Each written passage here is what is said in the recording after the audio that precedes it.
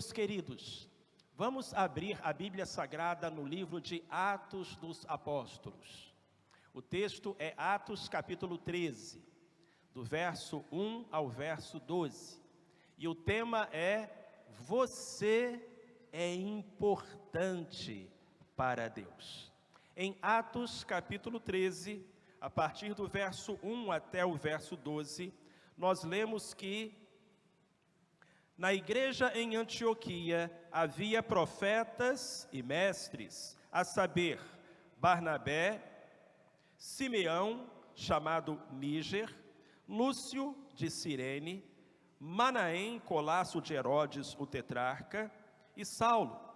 Enquanto eles ministravam perante o Senhor e jejuavam, disse o Espírito Santo: separai-me a Barnabé e a Saulo para a obra a que os tenho chamado.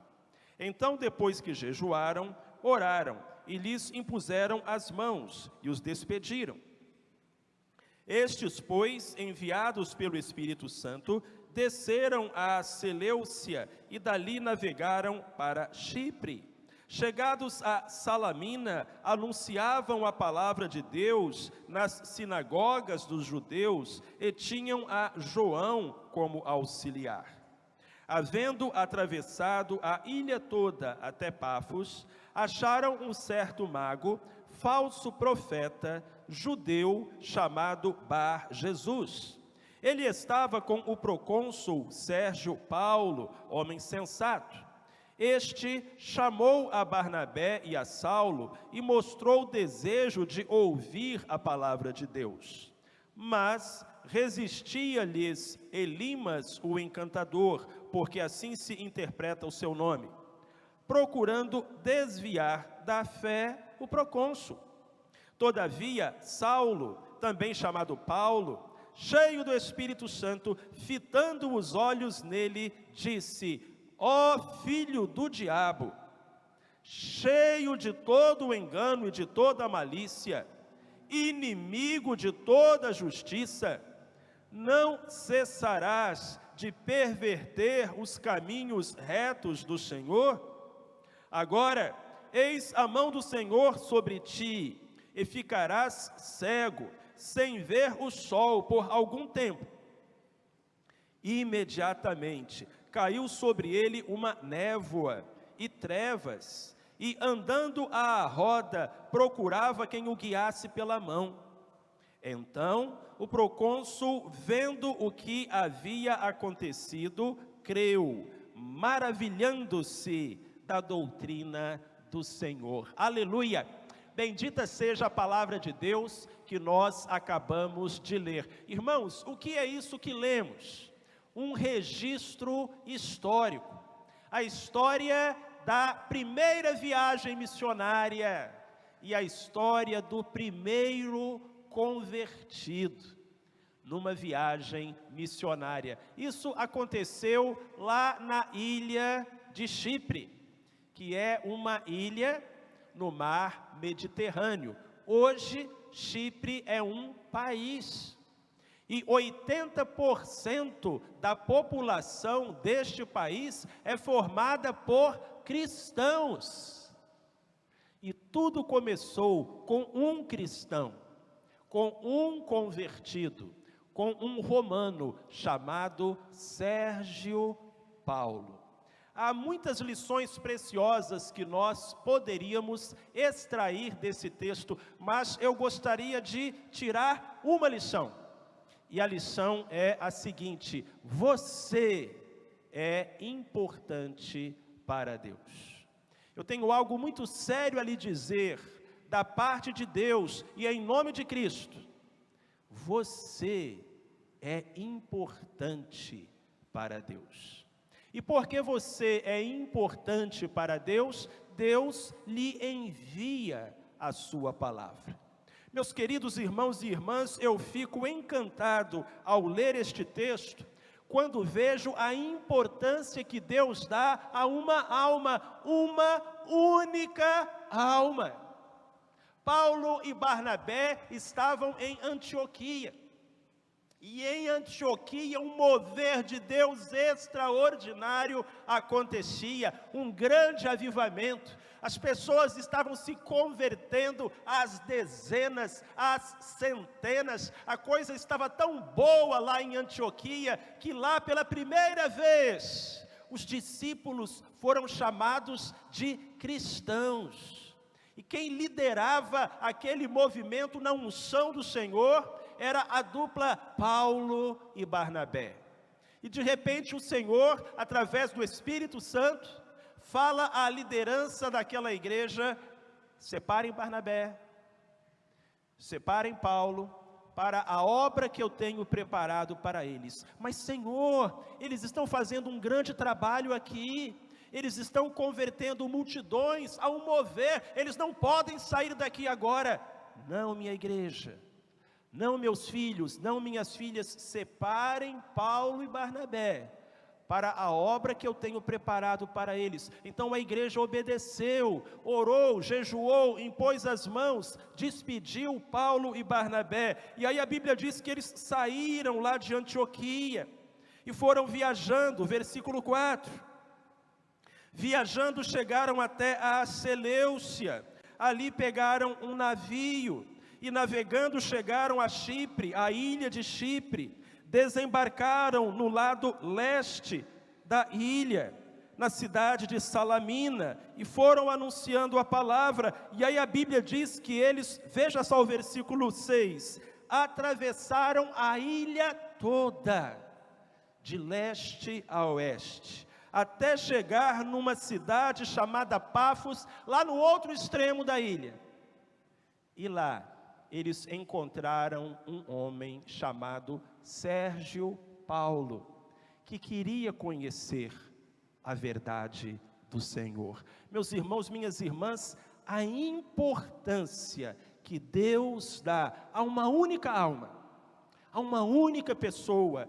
Deus não ama no atacado, e sim no varejo. Ele se identifica com cada um de nós. Para Deus não somos rostos nas multidões, somos homens e mulheres que Ele ama, que Ele conhece pelo nome. Jesus disse que Deus é como aquele pastor que, tendo 100 ovelhas, mas perdendo uma delas, deixa as outras 99 e vai em busca da perdida até que a encontre, e ao resgatá-la, se enche de alegria. Que Deus é esse? Que Deus é esse que pega 2 líderes de uma igreja que estava realizando um excelente trabalho, multidões se convertendo, e leva por uma distância, atravessando os mares, atravessando as terras, para chegar até um único homem, porque esse único homem precisava de Deus, precisava de ajuda, precisava de salvação. Ah, meus irmãos e minhas irmãs, o Sérgio Paulo era muito importante para Jesus, e sabe de uma coisa? Você também é. Porque o Sérgio Paulo era muito importante para Jesus, Deus encontrou uma forma da palavra dele chegar até o Sérgio Paulo. E porque você é muito importante para Jesus, Deus agora está dando a você a oportunidade de ouvir a palavra dele. Deus encontrou um meio de fazer com que a palavra dele chegasse até você, para consolar o seu coração, para renovar as suas forças, para corrigir os seus passos, para acertar o seu rumo, para salvar a sua vida, a sua alma. Como é grande o amor de Deus por nós. Uma vez uma menininha perguntou à sua mãe: mãe, por que é que Deus nos ama tanto? E aquela mãe, com muita sabedoria, respondeu: minha filha, é porque Ele só tem um de cada um de nós. Por que Deus nos ama tanto? Porque Ele só tem um de cada um de nós. Você é insubstituível para Deus. Por favor, entenda isso. Com toda a sua alma, é a maior verdade do universo. Você é insubstituível para Deus. Você é importante para Deus. E porque Deus lhe dá tanto valor, porque Deus ama tanto você, Ele está agora falando com você, através da palavra dele e do Espírito Santo que apela à sua alma, apela ao seu coração. Mas se é verdade que a nossa importância faz com que Deus nos envie a sua palavra, também é verdade que a sua importância faz com que o diabo morra de inveja de você. E isso a gente também vê aqui no texto. É uma segunda verdade desta lição maravilhosa de que somos importantes para Deus. Porque nós somos importantes para Deus, Satanás tentará nos desviar da fé. Não é apenas o Senhor que está buscando por você. O diabo também procura por você, mas os dois não têm o mesmo objetivo. Deus procura você por amor. Satanás procura você por inveja. A Bíblia diz que, assim como Paulo e Barnabé testemunharam para aquele cônsul romano, também se aproximou do cônsul Sérgio Paulo um falso profeta chamado Elimas Bar Jesus. Ele era uma espécie de consultor espiritual do procônsul. E quando a verdade da palavra de Deus chegou, ficou ruim para o lado dele. E aí a Bíblia diz que aquele homem, o Elias Bar Jesus, tentava desviar da fé o procônsul. Versículo 8. Tentava desviar da fé o procônsul. Porque você é importante, o diabo tentará desviar você da fé em Jesus Cristo. O diabo, através daquele falso profeta, tentou desviar o procônsul da fé. E ele também tentará desviar você da fé, meu querido, minha querida. Sabe por quê? Porque você é importante para Deus. E Satanás não pode suportar essa verdade. O diabo é um grande invejoso. Você sabe a diferença entre ciúme, cobiça e inveja. Ciúme é eu não querer que o outro tenha aquilo que eu tenho. Sou ciumento com as minhas coisas, isso é ciúme. Não querer que o outro tenha aquilo que eu tenho. Cobiça é querer ter o que o outro tem. Botar um olho grande, dizer, eu quero isso para mim. E inveja? Inveja é não querer que o outro tenha aquilo que eu não tenho. Para o invejoso, o consolo é que o outro não seja feliz, porque o invejoso não é feliz. Que o outro não se aproxime de Deus, porque ele não se aproxima de Deus. A Bíblia diz que a inveja é a podridão dos ossos. Um comercial antigo de televisão falava sobre a inveja. E é bem interessante, assista um pouquinho agora esse comercial sobre a inveja. Puxa, Valdir, que TV você comprou, hein? 43 polegadas. Você é um homem de sorte, hein? E como fica bem na sua sala. Fininha, né? Um dia ainda vou ter uma TV assim. Mas eu tô feliz por você, viu, Valdir? Muito feliz mesmo. Valdir? Nova linha Mega Screen Toshiba. Os TVs mais avançados que você já viu. Misericórdia, meus irmãos. Isso é que é inveja. A inveja é não querer que o outro tenha aquilo que eu não tenho. E o diabo é um grande invejoso. O diabo sabe que ele não vai para o céu, então ele não quer que você vá. O diabo não vai ter um final feliz, então ele não quer que você tenha. O diabo não desfruta de uma comunhão, de uma intimidade com Deus, então ele não quer que você desfrute. O diabo é um infeliz, é um miserável. E o único consolo do diabo é que outros sejam tão infelizes e tão miseráveis quanto ele. Meu querido, minha querida, entenda isso. Porque você é importante, o diabo inveja você. E ele usa os seus mensageiros, como usou aquele Elimas Bar Jesus, para tentar desviar você da sua fé.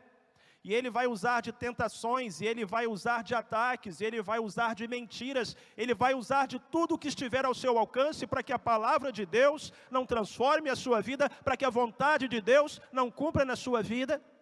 Muitas vezes o diabo vai falar para você que você não tem importância, que você não tem valor.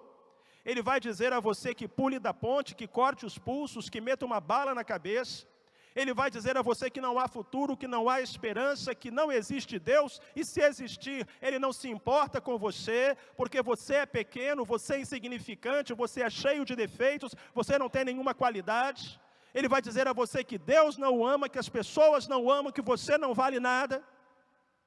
E seria interessante nessa hora você perguntar ao diabo: Satanás, se eu não valho nada, então por que você perde tanto tempo falando comigo? Por que você gasta o seu tempo tentando me convencer de que eu não tenho valor? Meu querido, minha querida, ele é o pai da mentira. A verdade vem de Deus. E o que Deus diz é que Ele amou você tanto, que deu o seu Filho unigênito, para que crendo nele você não perecesse, mas tivesse a vida eterna. João, capítulo 3, versículo 16. E essa história termina com um final feliz. Essa história nos mostra, meus irmãos e minhas irmãs, que porque somos importantes para Deus, podemos ser mais do que vencedores.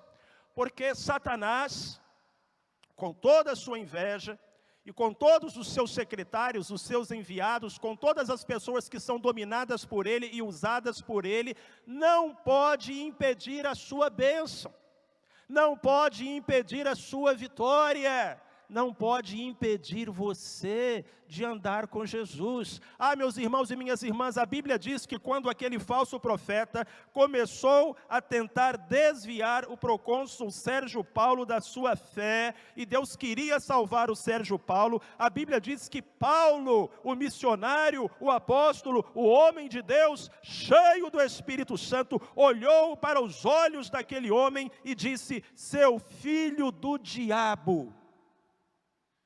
Paulo não economizava nas palavras. Seu filho do diabo, cheio de todo o engano, de toda a malícia, inimigo de toda a justiça, não cessarás de perverter os caminhos retos do Senhor? Eis que a mão do Senhor pesará sobre ti e ficarás cego, sem ver o sol por algum tempo. E aí aconteceram duas coisas. A primeira coisa é que a escuridão caiu sobre o falso profeta.